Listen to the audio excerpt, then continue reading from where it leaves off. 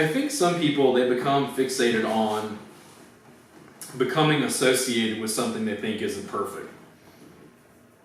Yeah. So my brand... There's a big fear with that. I mean, I'm terrified of it all the time. Yeah. Of like, that every time I put something up, I struggle with it myself. I put it up and I'm like, that wasn't perfect. Yeah. And I'm like, I have to force myself to put it up. Yeah. I'm always glad after the fact. But it's hard for me to do it because I know it's not perfect. I struggle with that every day. But the thing is nobody's associated with something that's perfect. It's just some people are associated with stuff that looks really good. Yeah. And if you keep making things, eventually you'll be making things that are really good, and you'll be associated with stuff that's really good. People are going to pay attention to the good stuff in the end. They're not going to go, he made a terrible video 10 years ago. Yeah. You know, they're going to look at the good video. It makes me wonder, you know, for somebody like Picasso, and I bring up Picasso, I'm not extremely well-versed in visual artists, but he had an extremely long career. We know he had a blue period. And then he's often known for like his art in this period, but even just sketches and practice stuff he did back here is still worth a fortune because he documented that whole long career. So the thing is, when he did this, did he think this is going to be worth thousands upon thousands of dollars just because I touched it? Not at all. I mean, I don't know. That's what I'm saying. Yeah, it's like that, I don't that think process. So. And it's Beethoven is an interesting example because he was one of the, greats. And people examine his work and they go, everything Beethoven touched was perfect. I mean, everything Beethoven touched was very good. He was an amazing musician from a very, very tiny young age. But there were things that were better and there were things that were worse. He was just experimenting and growing just like everybody else. Not every piece was part of a master plan. Yeah. Well, the thing is, when I produce workbooks and videos, I really pour my heart and soul into them, and I make them to be the absolute best quality I can for massage therapists. That's my intended target market. But I got to the point where I just realized, listen, you're going to do your best, and then I did. And then the thing is, then I do the first workbook. It's free on my website, by the way. You can download it. It's a little 54-page PDF. I can tell reading it, I was a little nervous. And then I had massage therapist said, I want a table workbook. And I'm like, okay. And I made a table workbook. It was 3 times as long, and it was better.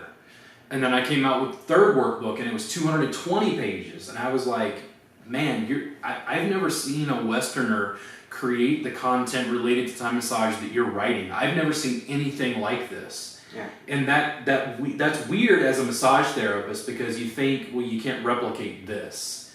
There's nothing so distinct about the way I touch people in a massage. But in the same time, as an individual, when you create either body work as a service or then like a product, which is my art, it's completely unique. I've never read any other massage-related manuals that are just like it, and I started to embrace that process. Yeah. The Grateful Dead released an album called Without a Net, and it's perfect because the Grateful Dead never thrived as a studio band. They thrived in the moment without a net where they can make wrong notes and they can miss a transition.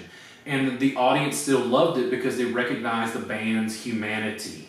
There was something about that potential for lack of perfection that actually made it better. You didn't want a crystallized copy of Uncle John's band that was always the same. You wanted to hear the particular nuance that came along with that recording in 1970. You know, this thing about impermanence, Lama Surya Das is a Tibetan, I think he's considered a Lama, I'm not sure, but Lama Surya Das, he's originally from New York, I think, and in one of his books he talks about 8 steps to enlightenment, something like that. It's about the 4 noble truths, the Eightfold Path. And elements of the way he looked at Buddhism started to influence the way I looked at business because he talked about being a cork on the water. And that life does things and you don't fight it. The cork just bobs. The problems come in when you try to fight the change. Yeah. When in essence in Buddhism you're fighting impermanence. Things change, so we're going to fight it. Yeah. You know, the music industry tried to fight Napster instead of just embracing the fact that impermanence had happened. Yeah. That technology had shifted. that massage therapists could use, YouTube to put out content, that you didn't need Hollywood anymore. Instead of embracing that impermanence, almost taking like a Buddhist spiritual tenet and embracing it in your business, they actually were fighting it. They were resisting it. Whereas what I was trying to do is, how do I make my sessions and how do I make my materials embrace impermanence more? How do I stop fighting? So when we talked about the Pirate Bay and intellectual property, and somebody can download and steal my videos. What if somebody downloads my video and then shares it with a friend? Am I going to get angry about that? Or am I going to be able to produce content that's so good where I'm going to be able to look at the camera and tell that person, listen, if you really enjoyed this video, I have more stuff available on my website. They come in, they like my Facebook page, they follow me on social media, they follow me on Snapchat, they start to share my stuff. Their shares through social media are almost more important than them paying me for retail, because it increases my overall exposure. It's like if you're fighting, and that's the way I look at it, if you're fighting impermanence, if you're trying to use law to protect your intellectual property to the point where all you do is send out cease and desist letters all day, I think you've lost. It's like, the Rolling Stones are in a much better position to sue someone for using their music. Okay, if Donald Trump uses, I guess, a Rolling Stones tune in his thing for his campaign, they can kind of come in and smack him on the hand and say, don't do that. If somebody uses your stuff in Donald Trump's campaign, are you going to sue them? I will say hi. Can I have money? But the thing is, do you look at it as exposure? And when I talk about that from a perspective of talking about impermanence, so right now, do we fight the technology? I say no. No, I agree. If at any point I feel like I'm fighting technology, I don't want to do it. At the moment, there are some legal things that are set up that work pretty well to protect, like that exact situation that you said. Like, if somebody uses your music these days in a sponsored ad, usually you can do something about it. But like the overall example of things getting spread out like that, no, that's not worth fighting. And there's just far better battles to win than to try to win that one. Instead of fighting change, you got to just get really good at changing. To me, that's what I want. At its core, when you say that, you got to get really good at changing. Fundamentally, that is how I view what I understand are the spiritual implications of Buddhism. Is that things change and you can't fight that process. You're putting yourself fundamentally at odds with nature by trying to resist change instead of just adapting to the fact that, for instance, we age. My body isn't 18 anymore. Yeah. I can't do exactly the same things I could at 18. It just doesn't work that way. Yeah. But when you actually accept the fact that you're 39 and work with your 39-year-old body, you're still capable of most of the same things. You just have to warm up a little bit more. Yeah. So, how do you build a business in 2016? You innovate. Be nice to people. You be nice to people. You create content. You got to create stuff, right? And create content that people can share through their social media. So they have to be able to like it. They have to be able to share it. They have to be able to comment on it. Just like we're putting out this video, people can comment down below, talk about the stuff they're dealing with, the same ideas we're discussing.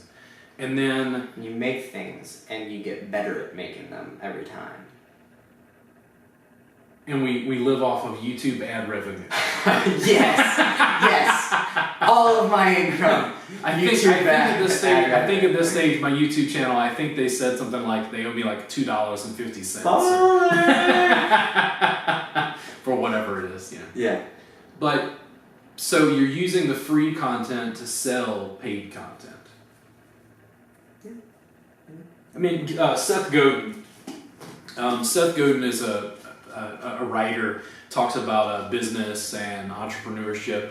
I first got a free copy from a friend of All Marketers Are Liars, and Seth kicked off a lot of the intellectual exploration I was doing around marketing and branding, because he had a real knack at explaining across industries certain core concepts that I didn't understand as a massage therapist. Seth in his books will almost maybe even completely go so far as to say just give everything away for free.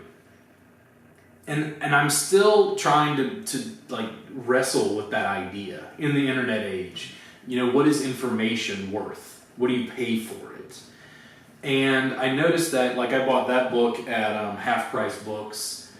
He's already, I guess, been paid for it because somebody bought the initial copy and then sold it to Half Price. Half Price can sell it again. I don't think Seth gets like royalties off of that book being resold because he already got paid for it the first time. But if you go online, you could probably find Small is the New Big, that book, online as a PDF for free. And the thing is, like, well, in his case, I guess he makes enough money that it doesn't matter. But then why did I buy a copy? And it's like, well, I don't want to sit on my laptop or my phone and read it there. I want an actual physical copy. Yeah. But he actually did produce something. Yeah. Oh, and that's the other thing, about putting all these things out for free. Take it from somebody who is very poor and wants to make a lot of money. I very much want to make money. It's not all about the money. It's also, it's a really cool experience to be able to build something and put it out there, whether it's for free or for pay. But especially for free, when you put it out there for everybody to see, it's a pretty awesome experience to be able to do that. That wasn't even possible, a couple decades ago. And because the technology wasn't there. Yeah, it didn't exist. And it's not all about the money. I'm not just putting things up online so I can make money someday. I'm putting things up online because I want to put things up online. I think it's cool. And it's gonna, my life is better because of it. And it's going to continue to grow because of that. See, but it's interesting to me to think about, because I guess as a massage therapist dealing with massage therapists are always trying to figure out how to make more money. Yeah. But the thing is, the reason they're so fixated on money is because they're starving. Yeah. In other words, if every massage therapist I knew made $30,000 solidly every year, I think a lot of massage therapists would be almost content with that. But they're not. They're actually struggling, so that's why they're, in my sense, in my mind, like, they're fixated on how do I make more money. Yeah. What I was saying with that is, absolutely, it's very important. But I'm just saying, part of it is also just enjoying that experience. And you can start something with, goals of making money and okay, I'm going to do these things that will probably, end up with profit as a result of doing these things, posting stuff online. But if you really want to do it well, you want to enjoy it. If you want to make the most money, is you want to find a way to enjoy the process, enjoy what you're doing. The whole reason I developed Reboot was I was trying to figure out how do you do more effective body work, and then how do you make it not only more effective for the client, but better for me. Yeah. So Thai massage in and of itself was already great, but the innovations that I influenced in dealing with Reboot, like, why make the sessions 3 hours long? Well, it meant that having a private home studio, I would only see 2 clients a day. And what I'd get tired of is, as much as I like hanging out with you, I always felt like the session was limited because I only had an hour of intimacy with you. Whereas if I had 3 hours, we had this much longer interaction. The session was more transformative. Just changing that one parameter, but changing that parameter to the point where it's 3 hours, yes, the session was more transformative. Other massage therapists started telling me people will not pay for a 3-hour massage, whatever they think that is. And then that was where I decided I needed to rebrand and help introduce the public to a different kind of body work that I call Reboot, because at a 3-hour level, it was more transformative. It gave you the stuff that you wanted, but the thing is, in a sense, I tricked you into doing something that was easier for me, easier on my body, easier in private practice, and I only had to see 2 people a day. And you were happier. Yeah, you enjoyed it more. Exactly. You made more money and you were happy. And that was the whole thing, is every job I ever had, they always wanted to fit me in a box that they thought worked better for what they did. And as a former philosophy student, all I ever did was piss off every boss I ever had. Okay, I worked at a bakery. I worked at a bakery years ago in Baton Rouge, Louisiana, okay? And this was kind of a high-end, it's Calandro. Say Blaze Calandro. You can look me up and say hello. I know I pissed you off years ago.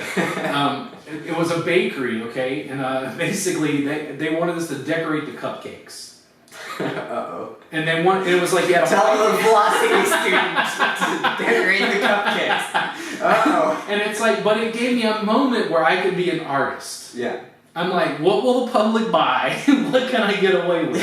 So I had like 3 piping bags and I cut it different ways and, was experimenting. Yeah. The next day when I came in, the head baker pulled the tray of cupcakes out of the case and scraped off the frosting and threw it in the garbage. And at first, you had a sliver of about a second of like anger that they destroyed your art, And then I just went, I'm not meant to work in a bakery. But that's how you figure it out, is you fail. Yes. It's like it didn't work because they always wanted me to do what they wanted to do, and I'm like, why can't we do it differently? Yeah. And that was a struggle for people that I worked for because they had a very specific goal in mind, and they didn't want me involved in the creative process because essentially what it was I read a quote that entrepreneurship is the last refuge of the troublemaker. And that's what I am, and I'm an entrepreneur. You can't pin me down and say, do this. Because by the time you try to pin me down, I want to do something different. Because I thrive in a space of novelty, in a place where I'm mentally stimulated. I remember crying in college because I could never work in a cubicle. Every job I looked at seemed like you had to work in a cubicle in an office, and I'm like, it's going to be like Office Space. I'm going to have a stapler, and they're going to stick me in a corner. I'm going to burn down the building because I can't deal with that. Yeah. But when I finally grabbed the business by the horns and really started working on things, working on social media, the business grew. Once I made it to private practice fully, that's when it really started to blossom because the creativity could come out. And I could create something. I could create a system of bodywork that I call Reboot that allowed me to do 3-hour sessions and make a living. And nobody owned it but me. Nobody dictated how the session was done. Nobody dictated how I released tension. Nobody dictated how I interacted with the client. I'm like, let's do it 3 hours. Let's make the compressions deeper. I'm going to stand on your hamstrings, things like that. That people don't think of as massage, but you can sell it. It's just that the public doesn't have a box for it.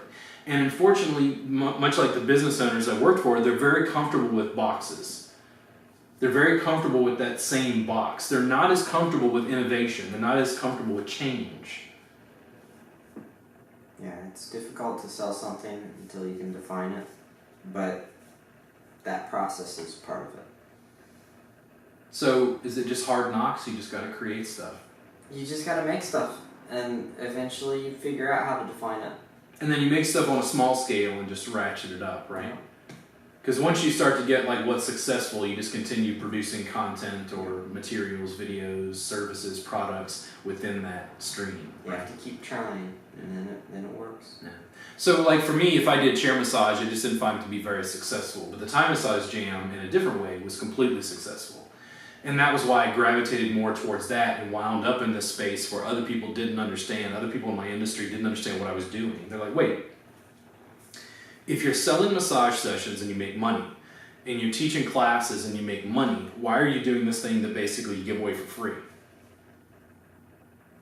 That was their question. And I'm like, well, these 1,000 people are promoting my services all over Austin. You can't talk about Thai massage in my area without my name coming up, probably to the anger of other people who do Thai massage in my area. But I asked those same people, hey, why don't you come make YouTube videos with me? And they're kind of like, And why is that? You're establishing yourself. Yeah. You're showing you have value. I don't know. But the thing is, like, if I make stuff with you, it doesn't decrease my value. Like, my perceived value, this is something I talk about in the Massage Entrepreneurs Group. Oh, you're saying the thing is, like, your perceived value, I think, increases because you're shooting videos with me. You're saying why are they reluctant? Yeah. Oh, well, For one, it's scary because it's something different. I mean, Is that scary to sit in front of a camera. People are just scared because it's different? Is that yeah, it? that's part of it. It's a big part of it. Doing something that's not what you normally do is uncomfortable. You have to learn to get okay with it. And a lot of people have a lot of... there's, so many reasons. The thing about being associated with something that isn't perfect. That adds to the fear. The idea of... I guess so, yeah. I guess so. I guess if you're not creating content, it might seem a little bit overwhelming. Yeah. Because it almost seems like I'm showing up with a camera and going, let's record this. And you're like, to somebody who doesn't make stuff, making stuff is a crazy idea. I mean, it's like a big leap. Yeah. To go make stuff when you don't make stuff. I think for me, the way that shifted was when I made this workbook, the one that I give away on my website for an email. When I made this, I remember my wife had shot the videos, she shot the photos initially, and they were with Austin, her son. We had him wear a pair of trunks. I drew the sun lines on him, and I had a student who said, hey, I want a more professional workbook than the one he'd received. And at first I was really confused because you just needed a workbook that was good enough to show you the sequence. But then the more I thought about it, I was like, well, what happened if I got professional photos done and I actually edited the text and had like kind of nice graphics with it? And then all of a sudden I created a thing, which in my industry is weird because you can't made something. Like if you're a hairdresser, you do hair, they can see your hair and go, oh, you got a haircut. Oh, I got a haircut from so-and-so. Yeah. They're not going to see my body work necessarily, unless it's like your partner that you live with and notice your posture is different. Yeah. So it's this weird thing in my industry to create a thing, to create a product, because I'm in a service industry primarily. But what I noticed is the products were selling the service. People who were looking for sessions, for instance, in my area trust me more because I've got retail for sale. And they trust me more because they can tell I'm an educator and that I'm educating other massage therapists on what it is I do. It's very similar for music. For music in a big part is a service industry as well. Yeah, maybe that's what it is. And for musicians, most musicians, the ones that aren't making records all the time, for most musicians, making stuff is weird. See, it started to make more sense to me because, like with this, I think the reason I'm not afraid to make stuff is because I started small, and what happened was I started to see how my business. It's not scary to you because you've been doing it. Well, the thing is, it's like being in a car and saying, I want to go way over there, and then you don't know how to drive, so you reluctantly put your foot on the gas, and it moved. Yeah. And then eventually you're so comfortable, you're just like, start the car and drive over there. What are you doing? Yeah. And that's what I'm doing, is I'm telling massage therapists, listen, turn on the car, drive over there. What the hell are you doing? And they're like, we got a car now. You need to be like, okay, get in the car. And maybe that's it. Get in the car. maybe that's what it is. Because I guess the positive reinforcement is why... Watch your head. ...is why I keep creating. Because it was nerve-wracking at first. But then as I created stuff, even just simple YouTube videos with that flip cam years ago, 5-6 years ago, my business started to grow. Mm-hmm. And it started to positively reinforce what I was doing, so that it got to a point where other massage therapists were actually confused at what I was doing, but I stopped listening to the massage industry. I stopped listening to other massage therapists who were struggling. And I started listening to my clients, and I started listening to my students, and I started to make money, and I started to get there faster and faster because I was able to buy this camera. I was able to hire you to help me shoot video. Because I have the intellectual capacity to figure out how to do all the editing myself, but it takes up too much of my time. I'd rather produce more content, and it's easier to outsource some of that. So again, got people now I'm hiring to help me make content, to be able to discuss these ideas, to be able to put out more free stuff, to be able to create more. And is that just, because I'm not a visual artist, you do more visual art. If you gave me a paintbrush right now, I think I would be a little nervous for like 5 or 10 minutes. And then I would finally relax and just start, creating. And your first one would suck, and then it would get better. The first And I guess- painting would suck, and and then it would get better. I guess it does to a degree, but it's a Yeah. practice. Yeah. It's never perfect, right? It's a No. practice. It's like Yeah, life yeah. itself. Yeah. Which kind of goes back to that impermanence thing in a way. Yeah. It's like an evolving art. Your business is an evolving art, your life is an evolving art, and you sort of embrace that capacity. I think the way that I got over it was just the positive reinforcement, though. Like, if I made this video and I got no views, I think I would have stopped making videos. But the thing is, even my YouTube channel is just free content and continues to grow. And people comment on my videos more than they did 5 years ago. Yeah. And, like, how much of that is just positive reinforcement over time? Yep. Like a guy just comes in and says, hey, he comments down below and says, I loved your YouTube video. Thank you for discussing these topics or whatever. That actually fueled it. When everything I was doing started to turn to gold, it was like everything started to generate some positive feedback and it started to generate some revenue. Yeah. I don't know. Is that the whole process? Is that why you played music? You started to enjoy it more?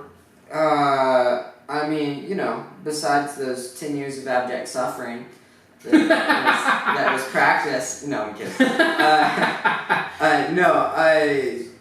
It's you go, that's cool. Let me try. You try a little bit, and you go, that was cool. I'm going to do it again, but I'd like to do it better. Then you do it better, and then it builds from there. And eventually you start to see new possibilities, and they start to seem more practical. And the more you get in the habit of it, the more something that once seemed insane. What increases really logical? What increases novelty so that you stand out?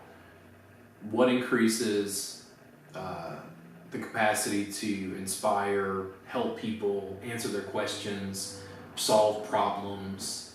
Give you something that you can sell, that you can market to people, and what do you enjoy? What inspires novelty? Being yourself.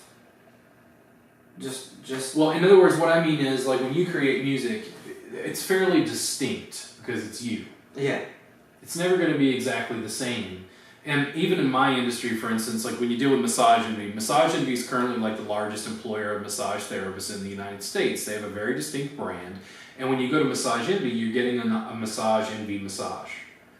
But there's still a little bit of individuality from therapist to therapist. I'm trying to get the therapist to break out of that model, work for themselves more so, and then create what they want to create specifically. Yeah. If that's what they desire to do. Yeah. And then some people would say that you can't really have that much novelty with a massage. It can't be that distinct. Sure you can. I mean, I think just about any personal service is as unique as the person giving it. Small tweaks. I think it's just small tweaks. Yeah. When I talk to people about business, usually with massage therapists, let's say I talk about social media. Social media will confound them, and they'll start with Facebook because Facebook is the one that's used the most, other than YouTube probably. So I get them to use Facebook first, and then I say, okay, now use Instagram. And they're like, but I don't understand. I'm already using Facebook. Why do I use Instagram? And it's like, well, it's just another channel. Yeah. I'd rather have you on 9 channels than 1. Yeah. That's all. And the thing is, once you learn how to juggle all 9, that's when things start to shift and change because you're drawing more attention. Through those 9 different channels, you get practice at that, you get more comfortable at it. And at first, I remember like I put out something on Instagram and it's like, people aren't going to want to look at this, and then you go, well, I don't know, what do they want to see? Like I took a picture of, I forget what plant it is, not a date, it's some flower, a passion flower is what it was. Mm-hmm. Outside of a client's house, and it had like a ton of likes. Mm-hmm. It was just like a flower. It didn't, but it was this little piece of beauty in the middle of the day that just. Yeah. And the thing is, you were using social media to try to amplify that beauty. Like I see people, they share stuff, especially with politics. I generally avoid politics and religion on my social media channels because it makes people angry. There's nothing about it that makes people happy. I don't remember the last time I had a political or religious conversation with somebody where they became beatific and calm. It makes people angry. So I don't discuss those things, but if I post a picture of a flower, they're like, yay. If I post a picture of my client's dog and tag it, dogs of Instagram, it gets like 5 likes from people I don't even know. Yeah. Who just want to see a nice picture of a dog. They don't even care that I do Thai massage or have a free workbook, but the thing is, it puts out more content. I take pictures of my food. I bought a bottle of tequila. Hey. Tequila. Who doesn't like tequila? I don't know. Exactly. It's people we don't want to hang out with. But, yeah, you gotta share your life. And see, that's the thing. There's so many components, and getting comfortable with that process. I think the reason I'm so comfortable with it is it's just been positively reinforced. Yeah. I had a student who was telling me that they were very uncomfortable with video in particular, and they said, "You just do it. You just don't care. You just don't, care." And I think I started to realize that the videos, even though yes, they're permanent in the sense that they're there forever, most people who are on my YouTube channel are not going to go back and watch that first video. They're going to follow me from this video forward. They're not going to go back necessarily and dig through all of that old content unless they just have, a strong desire to. And the people who do already have a vested interest in it. Yeah. They're going to be looking upon it favorably. So it's like you get them to make changes. You get them to make small changes. You get them to invest in their practice in a small way, invest in their business in a small way, and just continue to build. So you take a little bit more risk, but you do it in an incremental way. Yes. You don't, take out a $10,000 advertising budget. No. You just start with a $200 budget and see what happens. Consistent tries, repetitions. And then the other component of, I guess, business, we talked about technology, intellectual property, the social media aspect of networking. As a musician, you get money, business from people you know. Networking. And see, networking is almost like a bad word. I know that when I used to hear the word networking, it just sounded so dry. It was like going to a meeting with a bunch of real estate agents or something. Yeah. It just felt very informal. Yeah. But that sort of networking, being able to network with Lauderstein Conway, a local massage school, because of the Thai Massage Jam, because I was an educator, there was a positive business association where Lauderstein Conway is making money because I teach a CE class there, but then Lauderstein Conway had additional content to put through their social media. So Erin Wyatt, who's their marketing director, was talking to me about how to increase their business because she sees my use of social media. So you became a resource. Yeah. And like there's nothing wrong with networking. It's a good thing. But then as a musician, what I was getting at is, do you make money as a musician through that same process of networking? Sure. Yeah. Knowing other musicians. Yeah, absolutely. But those musicians are competition, Josh. Are they? And that's the thing. Massage therapists who are watching this, massage therapists are very weird about this because they really feel like there's competition in our industry. Yeah. The world is just a really big place. And there's so many people in it. And there's so much wealth. Competition is one of the last things you want to worry about.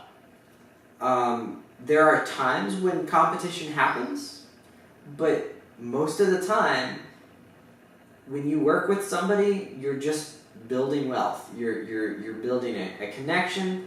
You're building an experience that other people can witness. It's building things that are positive, and when people see positive things like that, they gravitate toward it.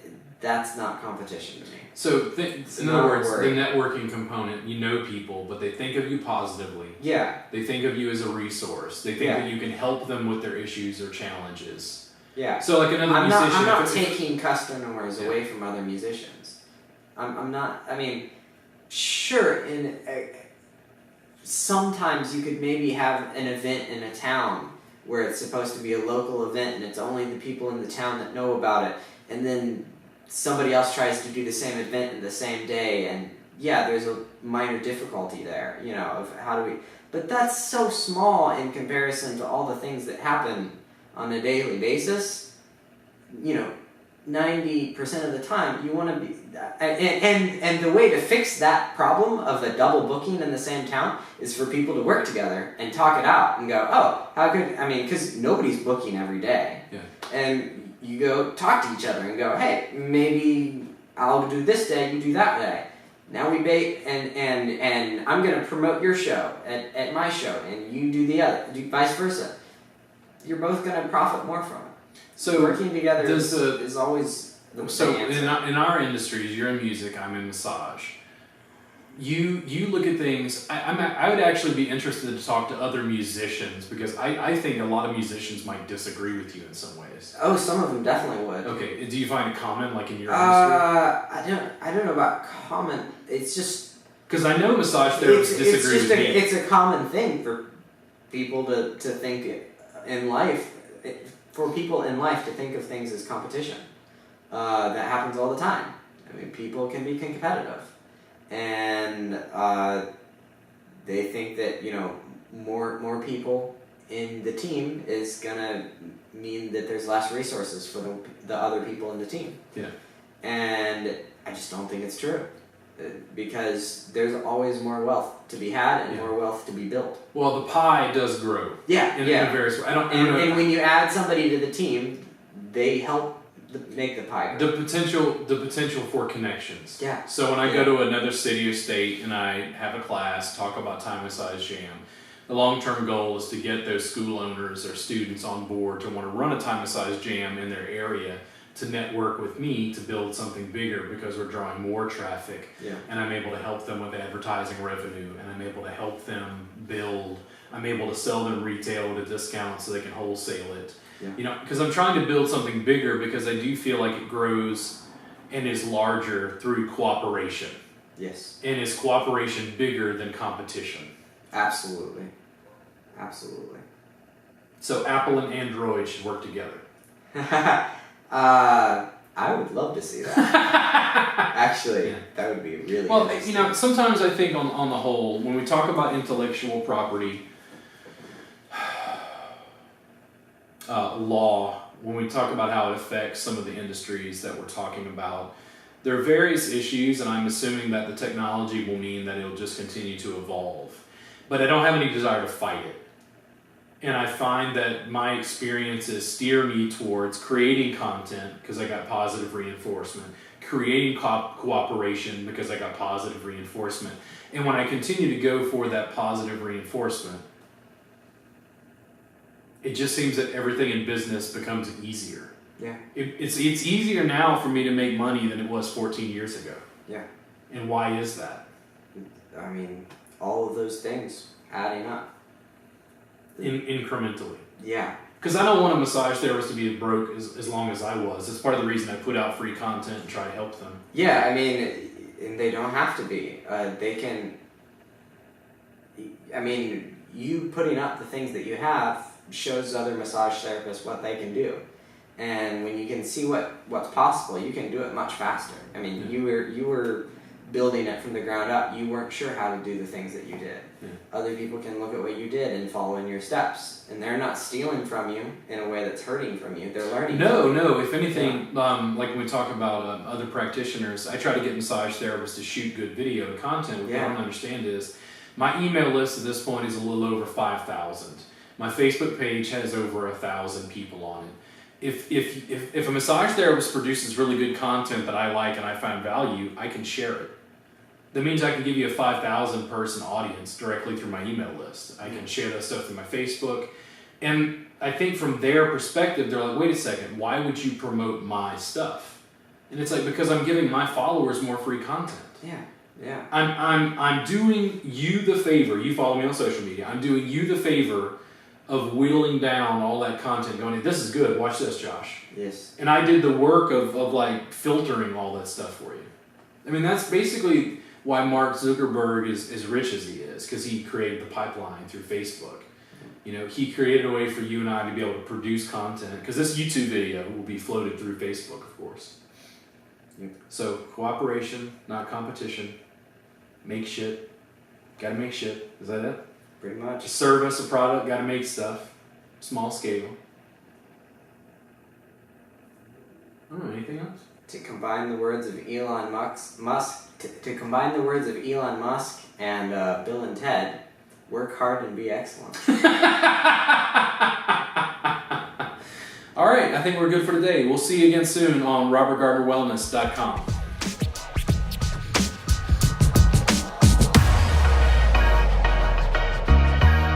Don't forget to subscribe, yo.